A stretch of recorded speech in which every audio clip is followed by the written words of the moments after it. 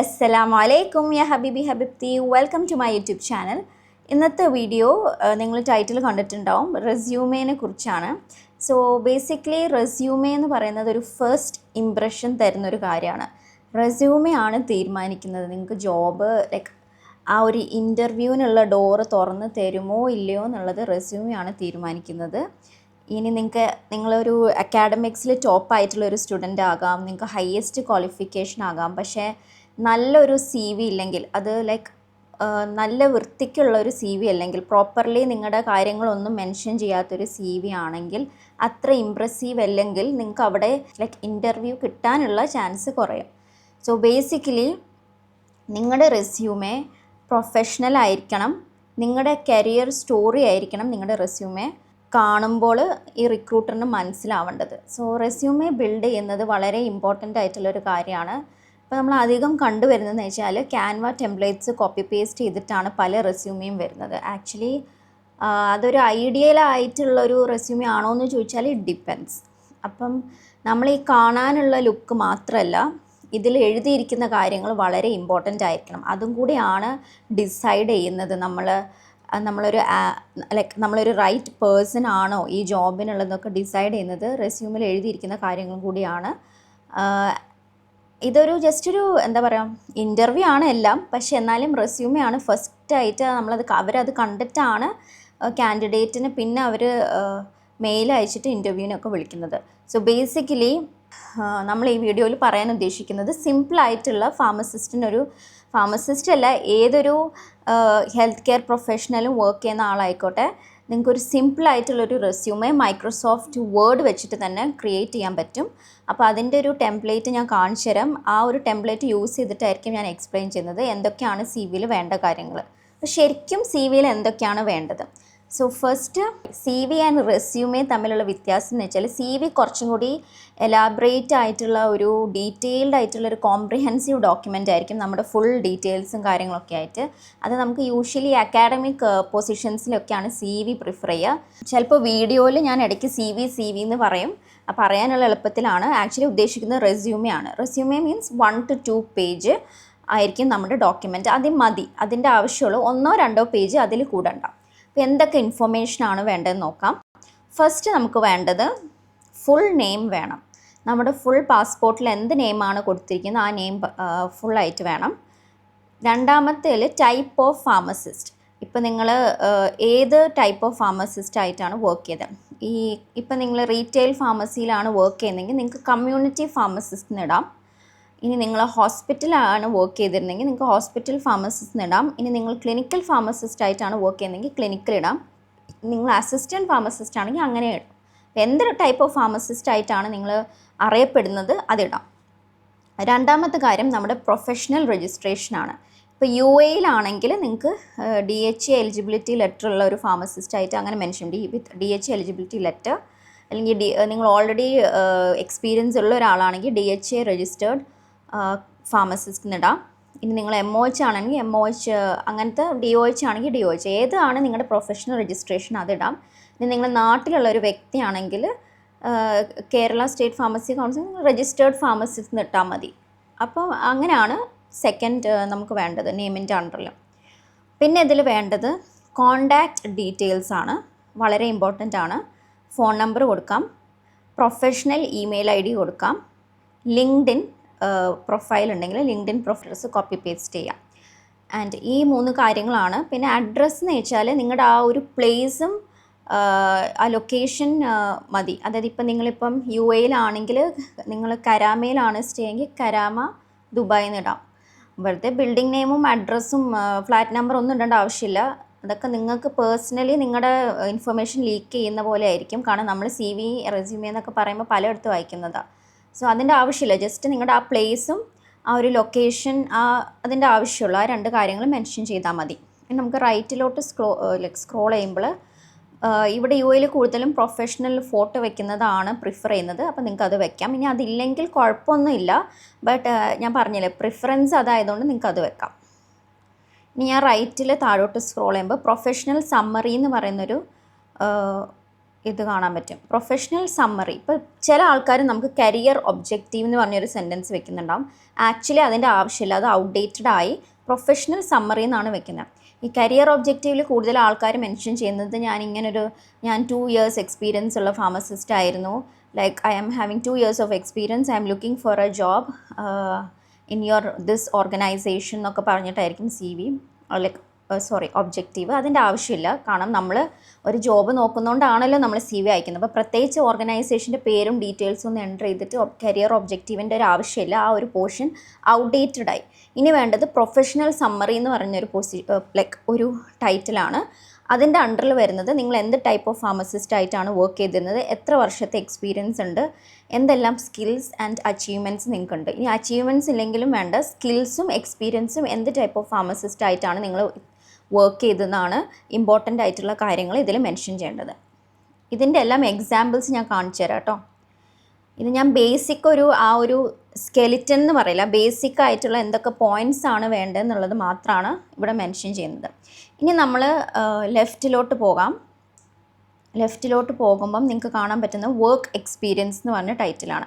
Work എക്സ്പീരിയൻസിൻ്റെ അണ്ടറിൽ വരുന്നത് ഇപ്പോൾ സപ്പോസ് നിങ്ങൾക്ക് ഹോസ്പിറ്റൽ ഫാർമസിസ്റ്റ് ആയിട്ടും നിങ്ങൾ വർക്ക് ചെയ്തിട്ടുണ്ട്, കമ്മ്യൂണിറ്റി ഫാർമസിസ്റ്റ് ആയിട്ടും വർക്ക് ചെയ്തിട്ടുണ്ടെങ്കിൽ നിങ്ങൾ ഏറ്റവും റീസെൻ്റ് ആയിട്ടുള്ള എക്സ്പീരിയൻസ് ആയിരിക്കണം ഫസ്റ്റ് വരേണ്ടത്. അപ്പോൾ അവിടെ ടൈപ്പ് ഓഫ് ഫാർമസിസ്റ്റ്, എന്ത് ടൈപ്പ് ഓഫ് ഫാർമസിസ്റ്റ് ആയിരുന്നു, റൈറ്റിലോട്ട് നിങ്ങൾക്ക് ആ മന്ത് ആൻഡ് ഇയർ ഫോമാറ്റ് മതി. നമുക്ക് എക്സാക്റ്റ് ഡേറ്റും ഒന്നും വേണ്ട, ഏത് മാസം ഏത് വർഷം അത് മതി. ഇനിയിപ്പോൾ അത് വെച്ചില്ലെങ്കിലും വലിയ കുഴപ്പമില്ല, പക്ഷെ വെക്കുകയാണെങ്കിലും ഓർഗനൈസ്ഡ് ആയിട്ട് തോന്നും. പിന്നെ നെയിം ഓഫ് ദി ഓർഗനൈസേഷൻ വേണം, ലൊക്കേഷൻ വേണം, കൺട്രി വേണം.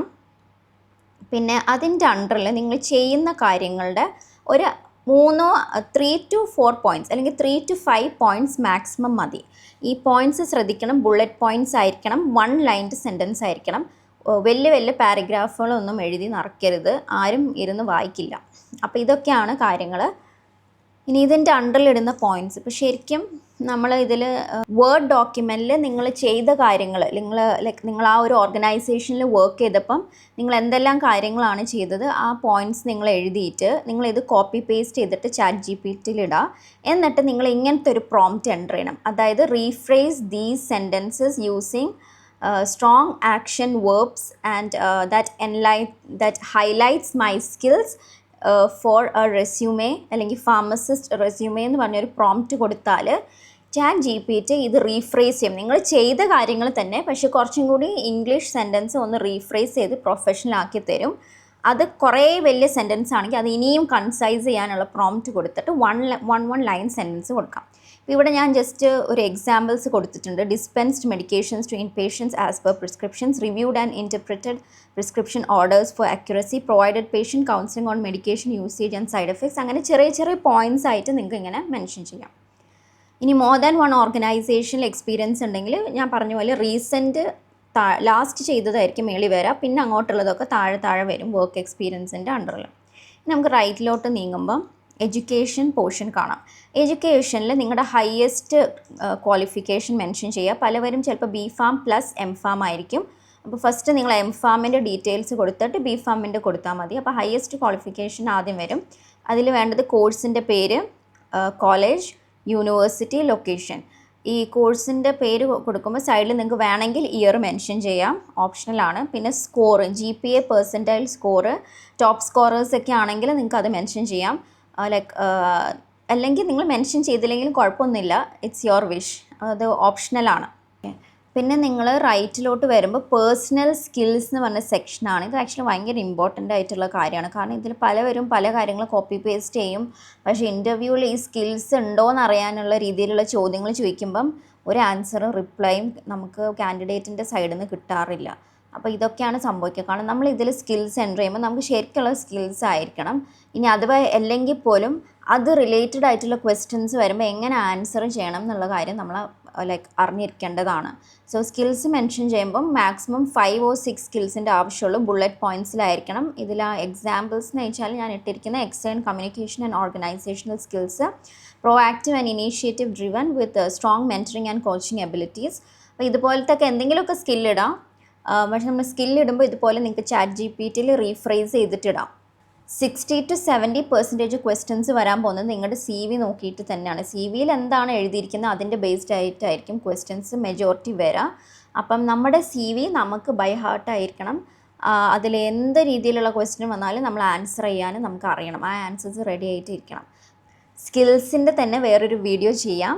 എന്തൊക്കെ സ്കിൽസാണ് ഫാർമസിസ്റ്റിന് വേണ്ടത്, എങ്ങനെ ഈ സ്കിൽസൊക്കെ നമുക്ക് ഡെവലപ്പ് ചെയ്തെടുക്കാം എന്നുള്ളൊരു വീഡിയോ ചെയ്യുന്നതായിരിക്കും. നമ്മൾ സെക്കൻഡ് പേജിലോട്ട് വരുമ്പോൾ പബ്ലിക്കേഷൻസ്. ഇപ്പോൾ എംഫാം ആണെങ്കിൽ എംഫാംകാർക്കും ഫാംഡിക്കാർക്കൊക്കെ പ്രോജക്റ്റ് വർക്ക് വരുന്നതാണ്. അപ്പോൾ നിങ്ങളുടെ പ്രോജക്റ്റ് പബ്ലിഷ് ചെയ്തിട്ടുണ്ടെങ്കിൽ നിങ്ങൾക്ക് ആ പബ്ലിക്കേഷൻ്റെ ഡീറ്റെയിൽസ് ഇവിടെ കൊടുക്കാം. ഇതും ഓപ്ഷണൽ ആയിട്ടുള്ള കാര്യമാണ്.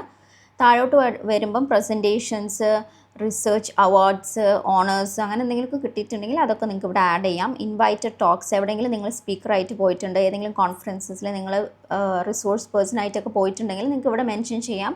ഓൺലൈൻ വെബിനാർസിലൊക്കെ നിങ്ങൾ സംസാരിച്ചിട്ടുണ്ടെങ്കിൽ ആസ് എ സ്പീക്കർ നിങ്ങൾക്ക് ഇതൊക്കെ ഇവിടെ മെൻഷൻ ചെയ്യാവുന്നതാണ്. ഇതും ഓപ്ഷണലാണ്. ഇനി നമ്മൾ റൈറ്റിലോട്ട് തിരിയുമ്പം നിങ്ങൾക്ക് സർട്ടിഫിക്കേഷൻസ്, ചിലവർ BLS ഒക്കെ ചെയ്തിട്ടുണ്ടാവും, അത് വേണമെങ്കിൽ ഇതിൽ എൻ്റർ ചെയ്യാം. പിന്നെ എന്തെങ്കിലും റെലവൻ്റ് ആയിട്ടുള്ള സർട്ടിഫിക്കേഷൻസ് അഡീഷണലി ചെയ്തിട്ടുണ്ടെങ്കിൽ ഇതിൽ മെൻഷൻ ചെയ്യാം. മെൻഷൻ ചെയ്യുമ്പോൾ ജസ്റ്റ് ആ മന്തും ഇയറും മതി. സ്റ്റാർട്ട് മന്തും എൻഡ് മന്തും ഇയർ, ഇതിനൊക്കെ വാലിഡിറ്റി ഉണ്ട്. അങ്ങനെ ചെയ്യാം, അങ്ങനെ എഴുതാം. ഇപ്പോൾ ഇതിൽ ഞാൻ കൊടുത്തിട്ടുണ്ട്. BLS ആണെങ്കിൽ സ്റ്റാർട്ട് മന്ത്, ഇപ്പോൾ കറൻ്റ്ലി ആക്റ്റീവ് ആണെങ്കിൽ പ്രസൻറ്റ് എന്ന് എഴുതാം. ഇനി എന്തെങ്കിലും കമ്മിറ്റിയിലൊക്കെ മെമ്പർഷിപ്പ് ഉണ്ടെങ്കിൽ അതിവിടെ മെൻഷൻ ചെയ്യാം. ഏത് കമ്മിറ്റിയാണ് മെമ്പർഷിപ്പ് മെൻഷൻ ചെയ്യാം, മന്ത് ആൻഡ് ഇയർ മെൻഷൻ ചെയ്യാം. ഇനി വേറെ എന്തെങ്കിലും പ്രൊഫഷണൽ ആക്ടിവിറ്റീസ് ഉണ്ടെങ്കിൽ വോളണ്ടിയർ വർക്ക്, ഓർഗനൈസേഷണൽ കമ്മിറ്റിയുടെ ഭാഗമാണ്, ലീഡർഷിപ്പ് റോൾസ് എടുത്തിട്ടുണ്ടെങ്കിൽ അത് നമ്മൾ ഈ ഫാർമസിസ്റ്റിന് റെലവൻ്റ് ആയിട്ടുള്ള കാര്യങ്ങളായിരിക്കണം. അതൊക്കെ വേണമെങ്കിൽ ഇവിടെ മെൻഷൻ ചെയ്യാം. പിന്നെ ലാസ്റ്റ് വരുന്നത് നമ്മുടെ റെഫറൻസസ് ആണ്. റെഫറൻസസ് എപ്പോഴും അവൈലബിൾ അപ്പോൺ റിക്വസ്റ്റ് ഇന്നിടുന്നതാണ് ഏറ്റവും നല്ലത്. കാരണം നമ്മുടെ റെഫറൻസസ് എപ്പോഴും നമ്മുടെ ഹയർ അതോറിറ്റീസ്, നമ്മളെ ഹെഡ് ഓഫ് ഡിപ്പാർട്ട്മെൻറ്റ്സ് ഒക്കെ ആയിരിക്കും. വെറുതെ അവരുടെ ഇൻഫർമേഷൻ ഒന്നും ലീക്ക് ചെയ്യേണ്ട ആവശ്യമില്ല. നിങ്ങളിപ്പോൾ ഒരു ജോബിന് എടുത്തു കഴിഞ്ഞാൽ എന്തായാലും നമ്മൾ ആ ജോബിൻ്റെ കോൺട്രാക്റ്റ് ഒക്കെ സൈൻ ചെയ്യാൻ പോകുമ്പം റെഫറൻസസിനെ കുറിച്ച് എഴുതാനുള്ള പേപ്പർ അവർ തരും നമുക്ക്. അപ്പോൾ അതിൽ നമുക്ക് ഇവരുടെ ഇൻഫർമേഷനൊക്കെ ഫില്ല് ചെയ്യാം. കാരണം നമ്മൾ ഈ റെസ്യൂമേ എന്ന് വെച്ചാൽ പല വെബ്സൈറ്റ്സിലും പലയിടത്തും സെൻഡ് ചെയ്യാൻ പോകുന്ന കാര്യങ്ങൾ. അപ്പോൾ ഇതൊക്കെ ഓരോ ആൾക്കാരുടെ പേഴ്സണൽ ഇൻഫർമേഷനാണ്. അപ്പോൾ നമ്മൾ ലീക്ക് ചെയ്യാൻ പാടില്ല. അപ്പോൾ ഇങ്ങനൊരു സംഭവം ഇട്ടാൽ മതി. അപ്പോൾ ഇതൊക്കെയാണ് ഒരു സി വിയിൽ സിമ്പിളായിട്ട് പറയുകയാണെങ്കിൽ ഇത്രയും കാര്യങ്ങൾ മതി ഒരു സി വിയിൽ. ബേസിക്കലി എന്തൊക്കെയാണ് വേണ്ടതെന്നുള്ള കാര്യങ്ങൾ ഞാനിവിടെ ജസ്റ്റ് ഒരു പോയിൻ്റ് വൈസ് ആയിട്ട് മെൻഷൻ ചെയ്യുന്നുണ്ട്. ഇനി എന്തെല്ലാം കാര്യങ്ങളാണ് സി വിയിൽ വേണ്ടാത്തത് ഇത് നോട്ട് ചെയ്യുക. Number 1, date of birth, age, gender വേണ്ട. ഫുൾ ഹോം അഡ്രസ്സ് വേണ്ട, നേരത്തെ പറഞ്ഞായിരുന്നു. Just place and country. Marital status വേണ്ട. വിസ ഡീറ്റെയിൽസ് മാൻഡേറ്ററി അല്ല, നിങ്ങൾക്ക് വേണമെങ്കിൽ വെക്കാം, അല്ലെങ്കിൽ ഇല്ലെങ്കിലും കുഴപ്പമൊന്നുമില്ല. പാസ്പോർട്ട് നമ്പർ വെക്കേണ്ട ആവശ്യമില്ല. DHA യുണീക്ക് ID ആവശ്യമില്ല. ഓൾറെഡി ലൈസൻസ്ഡ് ആയ ഒരു വ്യക്തിയാണെങ്കിൽ ഓൾറെഡി നിങ്ങൾക്ക് DHA നമ്പർ ഉണ്ടെന്നുള്ളത് റിക്രൂട്ടറിന് അറിയാം. അതവിടെ വെറുതെ വെക്കേണ്ട ആവശ്യമില്ല. 10th 12th school education details വേണ്ട. ഹോബീസ് വേണ്ട. റിലീജിയൻ, നാഷണാലിറ്റി, റേസ് വേണ്ട. പിന്നെ നേരത്തെ പറഞ്ഞ പോലെ കരിയർ ഒബ്ജക്റ്റീവ് എന്ന് പറഞ്ഞൊരു സ്റ്റേറ്റ്മെൻറ്റ് വേണ്ട. അതൊക്കെ ഔട്ട്ഡേറ്റഡ് ആയി. പ്രൊഫഷണൽ സമ്മറിയാണ് ഇപ്പോൾ വെക്കാറ്. പിന്നെ നിങ്ങൾക്ക് ഒരു ബന്ധമില്ലാത്ത പാർട്ട് ടൈം ജോബ്സ് ഒക്കെ ചെയ്തിട്ടുണ്ടെങ്കിൽ ഇതിലത് മെൻഷൻ ചെയ്യേണ്ട ആവശ്യമില്ല. ലോങ് പാരഗ്രാഫ്സ് അവോയ്ഡ് ചെയ്യുക. അൺപ്രൊഫഷണൽ ആയിട്ടുള്ള ഇമെയിൽ ID മാറ്റുക. ഈ ജോബ് ഹണ്ടിന് ഇറങ്ങുമ്പം നമ്മുടെ പേര് ചേർത്തിട്ടുള്ള ഒരു ഇമെയിൽ ID ആണ് വെക്കേണ്ടത്. ഒരു ബന്ധമില്ലാത്ത ഒരു ഇമെയിൽ ID ഇതിൽ വെക്കാൻ പാടില്ല. സിമ്പിളായിട്ട് ഒരു സി വിയിൽ വരേണ്ട കാര്യങ്ങളെല്ലാം ഞാൻ എക്സ്പ്ലെയിൻ ചെയ്തിട്ടുണ്ട്. ഇനി ഞാൻ നിങ്ങൾക്ക് 2-3 എക്സാമ്പിൾസ് കാണിച്ചു തരാം. അപ്പോൾ ഈ ഒരു ഫോർമാറ്റ് നിങ്ങൾ കണ്ടു. ഇതിൽ 2 പേജിൽ ഒരു പേജ് 2 ആയിട്ട് ഡിവൈഡ് ചെയ്തിട്ടുള്ള ഫോർമാറ്റാണ്. വേറൊരു ഫോർമാറ്റ് ഞാൻ കാണിച്ചു തരാം. എല്ലാം ഒറ്റ 2 പേജിൽ ബട്ട് ഒറ്റ ലൈനായിട്ടുള്ള. അപ്പോൾ ഇതൊക്കെയാണ് ഇങ്ങനത്തെ 2 ഫോർമാറ്റിൽ നിങ്ങൾക്ക് ചെയ്യാൻ പറ്റും. ജസ്റ്റ് മൈക്രോസോഫ്റ്റ് വേർഡിൽ യൂസ് ചെയ്തിട്ട് വേർഡിൽ ടൈപ്പ് ചെയ്യുക, കാര്യങ്ങൾ എൻ്റർ ചെയ്യുക, എന്നിട്ട് PDF-ൽ കൺവേർട്ട് ചെയ്യുക. ഇതാണ് ഏറ്റവും സിമ്പിളായിട്ടുള്ളത്. ക്യാൻവ യൂസ് ചെയ്യുന്നതിൻ്റെ പ്രശ്നം എന്ന് വെച്ചാൽ അത്ര പ്രൊഫഷണൽ അല്ല. നമ്മൾ വിചാരിക്കും കാണാനുള്ള ആ ഭംഗിയാണ്, അല്ല. അതിൽ അനാവശ്യമായിട്ട് ഭയങ്കര വലിയ സ്പേസ്, ഒരു ബന്ധമില്ലാത്ത കുറേ ഫോണ്ടിങ് സ്റ്റൈൽസ് ഒക്കെയാണ് വരുന്നത്. എപ്പോഴും സിമ്പിളായിട്ടുള്ള ഫോണ്ട് സെലക്ട് ചെയ്യുക. ലൈക്ക് കാലിബ്രി, ഏരിയൽ, ഇതൊന്നും കുഴപ്പമില്ല.